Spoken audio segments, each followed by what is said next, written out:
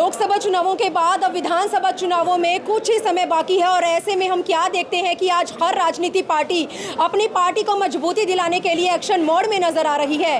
हाल ही में इनेलो और बहुजन समाज पार्टी का जो गठबंधन हुआ है उसे देखते हुए हरियाणा के अंदर दोनों पार्टियां फिर से पंख फैलाती नजर आ रही हैं। जनता के सुनहरे भविष्य की कामना करते हुए जनता से बड़े बड़े वादे करती नजर आ रही है। तो ऐसे में क्या आने वाले समय में जनता इस गठबंधन की पार्टी के ऊपर भरोसा कर पाएगी?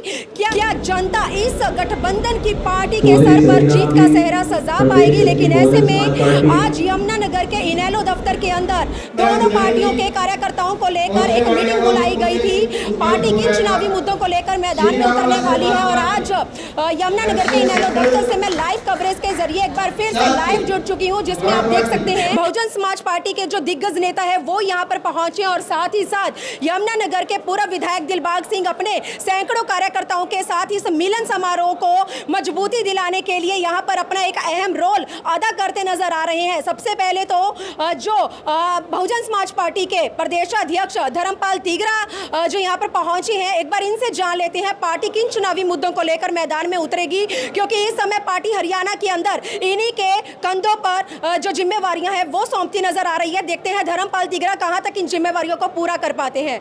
धर्मपाल जी, सबसे पहले तो अपने चैनल पे मैं आपका स्वागत करती हूँ। किस तरह से अपनी पार्टी को हरियाणा के अंदर देख रहे हैं, किस तरह के सपने संजोए बैठे हैं? सबसे पहले तो मैं आपके चैनल के माध्यम से जो गठबंधन हुआ इनेलो बसपा का, इसके वर्करों को हार्दिक शुभकामनाएं देता हूं और इस गठबंधन के माध्यम से हम सरकार बनाने जा रहे हैं और इस गठबंधन को आदरणीय बहन कुमारी मायावती जी राष्ट्रीय अध्यक्ष बहुजन समाज पार्टी का आशीर्वाद प्राप्त है। ये गठबंधन हमारे नेशनल कोऑर्डिनेटर श्री आकाशानंद जी की मौजूदगी व श्री अभय सिंह चौटाला जी की मौजूदगी में गठबंधन हुआ है और ये गठबंधन बहुत चट्टान की तरह मजबूत गठबंधन है।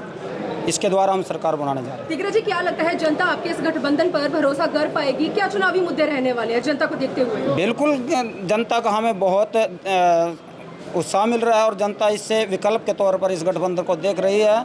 और ये हमारे चुनावी मुद्दे जो सबसे ज़्यादा तो बेरोजगारी का मुद्दा है और यहाँ भ्रष्टाचार का जो मुद्दा है रहेगा विशेष।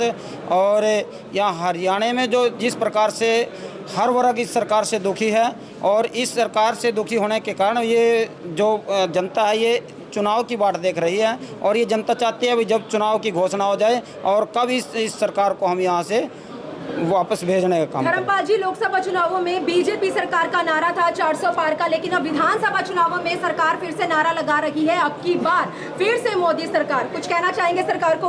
वैसे इन्होंने तो पिछले विधानसभा चुनाव में भी 75 पार का नारा दिया था, पर देख चुके हैं आप ये 41 पे आकर सिमट गए थे और इसके बाद अब भी इन्होंने 400 का नारा दिया था। ये अगर ये दुष्प्रचार ना करे ना तो ये तो जितनी इनकी सीटें अब आई है ये भी नहीं आ रही थी ये तो। और इसी के चलते अब दिलबाग सिंह हमारे साथ है। दिलबाग जी, इनेलो पार्टी की नीतियों का तो पता नहीं, लेकिन यमुनानगर में अगर हम आपकी बात करें तो आपकी छवि को देखते हुए विधानसभा चुनावों से पहले लगातार पार्टी का ग्राफ फिर से मजबूती के साथ आगे बढ़ रहा है। क्या कुछ कहना चाहेंगे और किस तरह से हरियाणा के अंदर जनता की उम्मीदों पर खरे उतरेंगे? सबसे पहले तो आपके चैनल का बहुत बहुत धन्यवाद कि आप लोगों ने हमारी आवाज़ बने। मैं ये आपके माध्यम से यमुनानगर के लोगों को विश्वास दिलाना चाहूँगा कि अगर जनता हमें मौका देती है, हमारे गठबंधन को मौका देती है, तो हम एक सेवा के रूप में लोगों का काम करेंगे। क्योंकि आपने देखा होगा कि सभी राजनीतिक पार्टियां इलेक्शन लड़ती हैं और इलेक्शन लड़ने के बाद सारे भाग जाते हैं, गुम हो जाते हैं। जो एक जीतता है, जीतने के बाद दूसरा मिलता ही नहीं कि इलेक्शन लड़ा किसने था। अगर आज किसी से पूछोगे कॉमन मैन से कि कांग्रेस का किस आदमी ने इलेक्शन लड़ा था, तो उसको सोचना पड़ेगा कि किस व्यक्ति ने इलेक्शन लड़ा था। परंतु ये बात इंडियन नेशनल लोकदल और बीएसपी की ऐसी पार्टी है, हारने के बावजूद भी लोगों के बीच में रहते हैं, लोगों के सुख दुख में खड़े रहते हैं। तो इसलिए लोग इन दोनों पार्टियों पर विश्वास करते हैं। और मैं आपको ये बताना चाहूँगा कि हमारी दोनों पार्टियों का जो मेन मुद्दा रहेगा वो आज सबसे बड़ा मुद्दा है बेरोजगारी और महंगाई। आज हमारे नौजवान बच्चे बहुत पैसा खर्च करके, माँ बाप दिन रात मेहनत करके उनको पढ़ाया, उन्होंने खर्चा किया, किसी ने दुकान मकान प्लाट ज़मीन बेची, किसी ने रोटी आदि खाई, इस तरह गुजारा कर करके अपने बच्चों को पढ़ाया, लेकिन नौकरी नहीं है। क्यों नौकरी इसलिए नहीं है कि इस बीजेपी सरकार ने जितने हमारे सोर्स थे, मतलब रेलवे था, पुलिस था, मिलिट्री था, ऐसे बहुत सारे सोर्स थे, वो सारे बेच ही दिए। जब चीज़ कोई बेच ही दी तो नौकरी कहाँ से मिलेगी? तो सबसे पहले हम उसको ठीक करेंगे। तो दिलबाग जी, आपको नहीं लगता है आने वाला जो चुनाव है वो बहुत ही ज़्यादा इंटरेस्टिंग रहने वाला है, क्योंकि अब तो विपक्षी यानी कि कांग्रेस पार्टी भी मजबूत हो चुकी है? क्या लगता है, वादे तो आपकी पार्टी की तरह, गठबंधन की पार्टी की तरह हर कोई जनता से कर रहा है, क्या लगता है जनता किस पार्टी के ऊपर भरोसा कर पाएगी? सबसे पहले तो मैं आपको ये बता दूं कि जो कांग्रेस को वोट मिली है, अगर कांग्रेस के लोग ये वहम में हैं और खुश हो रहे हैं तो फिर वो मूर्खता कर रहे हैं, क्योंकि कांग्रेस का इलेक्शन कांग्रेस ने नहीं लड़ा, जनता ने लड़ा था। जनता ने इसलिए लिया, लोग बीजेपी से नाराज़ थे और पूरे हिंदुस्तान में जो इंडिया गठबंधन का उनकी पार्टी इलेक्शन लड़ रही थी, वो गठबंधन में थी कांग्रेस। हम लोग जब बीएसपी गठबंधन में नहीं थे तो लोगों ने ये मन बनाया कि गठबंधन ही ऐसी पार्टी, गठबंधन ही ऐसा, इंडिया गठबंधन ही एक ऐसा गठबंधन है जो बीजेपी का मुकाबला कर सकता है। दिलबाग जी, लेकिन सुनो मेरी बात, इसलिए किसी ने वोट नहीं मांगी। आप मान लो कि मेरे मोहल्ले में जहाँ मैं रहता हूँ वहाँ 4000 वोट है मेरे वार्ड में, वो वोट भी नहीं मांगने आया, ना कोई बीजेपी के मांगने आया, ना कांग्रेस का मांगने आया। इसलिए अगर कोई गलत फहमी में है कि कांग्रेस को वोट पड़ गई तो वो गलत सोच में है। लोगों ने बीजेपी को हराने के लिए वोट दी थी, कांग्रेस को वोट नहीं दी थी।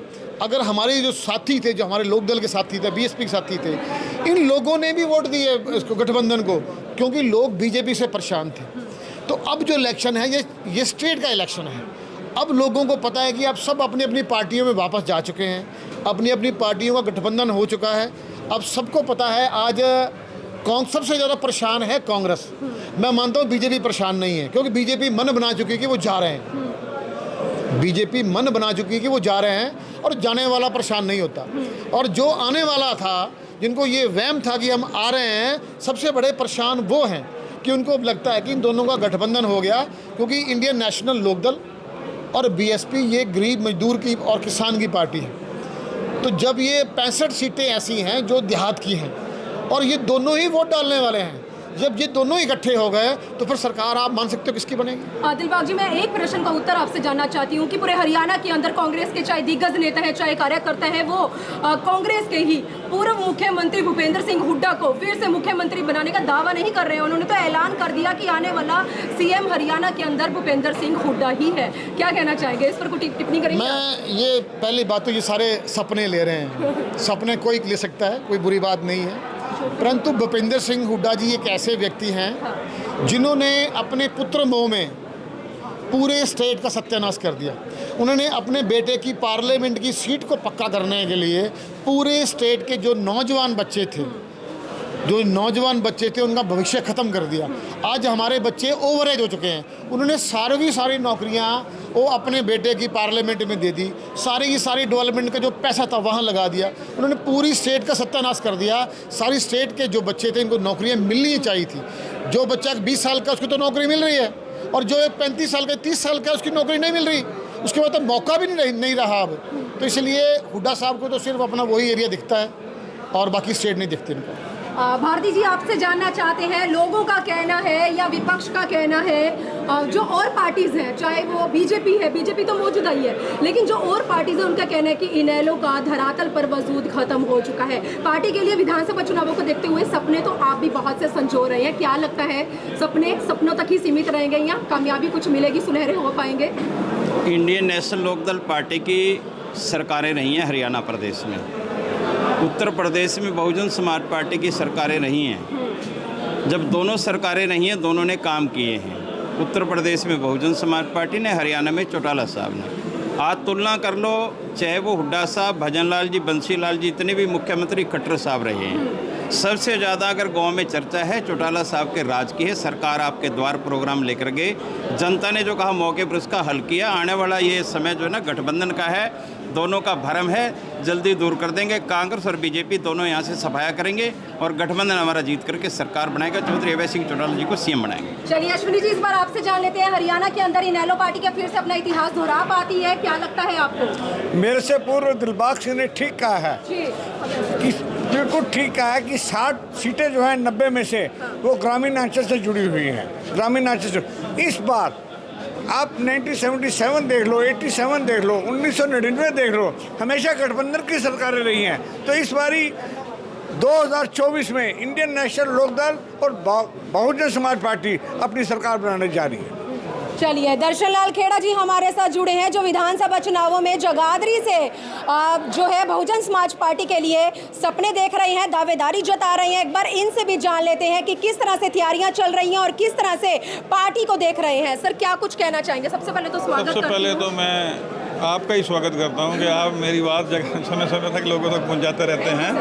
तो तैयारियां बहुत ही अच्छी चल रही हैं। देखो, ये जो गठबंधन हुआ है, इससे हमारे कार्यकर्ताओं का बहुत मनोबल बढ़ा है और लोगों के बीच में हम जा रहे हैं। हमें लोगों का विश्वास और प्यार मिल रहा है। क्या लगता है गठबंधन दोनों पार्टियों को मजबूती दिला पाएगा? बहुत मजबूती दिला पाएगा। चलिए, तो आज की एक बड़ी अपडेट के साथ मैं यमुनानगर के इनेलो दफ्तर से लाइव जुड़ी थी। गठबंधन की दोनों पार्टियों ने ऐलान किया है फिर से हरियाणा की राजनीति में अपना परचम लहराने का। आज जनता के बीच में उतरकर जनता से बड़े बड़े वादे कर रहे हैं, लेकिन देखते हैं गठबंधन की पार्टियों पर जनता कहां तक विश्वास कर पाती है और कौन सी पार्टी जनता की उम्मीदों पर पूरी तरह से खरी उतरती नजर आती है। लेकिन आज की एक बहुत बड़ी अपडेट के साथ यमुनानगर के इनेलो दफ्तर से मैं लाइव जुड़ी थी और मेरी इस वीडियो को देखने वाले, खबर को देखने वाले, इसको ज़्यादा से ज़्यादा शेयर करें और इस गठबंधन की पार्टी को लेकर आप लोगों का क्या ओपिनियन है, आप लोग इस पार्टी के लिए क्या कुछ सोच रहे हैं, क्या आपका नज़रिया है, प्लीज़ कमेंट बॉक्स में कमेंट करके अपनी राय भी ज़रूर बताएं। वीडियो जर्नलिस्ट मनप्रीत के साथ यमुनानगर के इनेलो दफ्तर से मनदीप कौर की रिपोर्ट।